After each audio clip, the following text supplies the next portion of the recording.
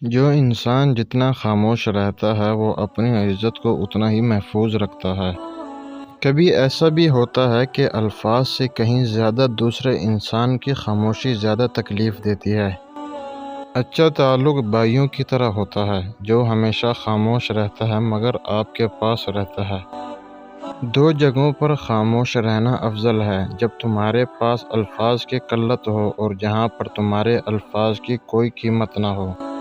عجیب فلسفہ ہے کہ لفظوں سے ہی خاموشی ٹوٹتی ہے اور لفظ ہی خاموش کر دیتے ہیں۔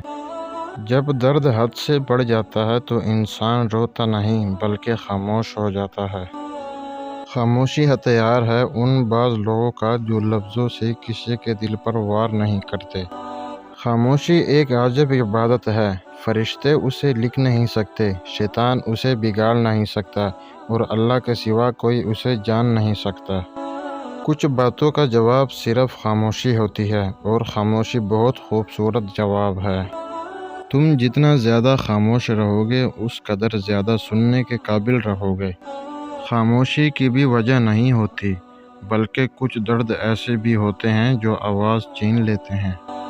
خوش رہنے کا اصول یہ بھی ہے کہ جہاں لگے کہ آپ کی جگہ نہیں ہے وہاں خاموشی سے خود کو الگ کر لو۔ خاموشی ایک عظیم نعمت ہے، بالخصوص اس مقام پر جہاں اختلاف زیادہ ہو، آواز بلند ہو، علم کی کمی اور دلیل کی کوئی اوقات نہ ہو۔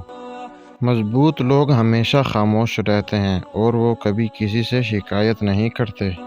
الفاظ صرف چبھتے ہیں اور خاموشیاں مار دیتی ہیں۔